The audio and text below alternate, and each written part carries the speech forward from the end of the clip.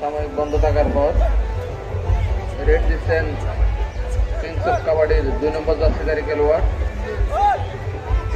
চেষ্টা করে যাচ্ছেন তার বিপক্ষ কোর্টের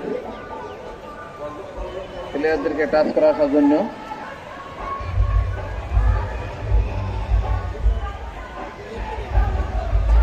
সেকেন্ড ওভার।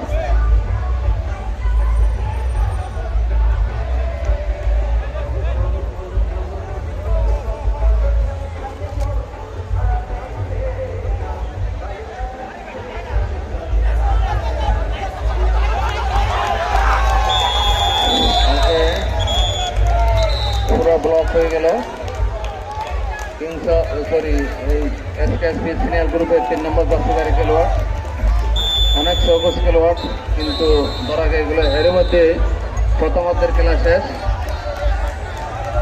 পয়েন্ট হচ্ছে Kings of Kabaddi 13, SKSP senior 10।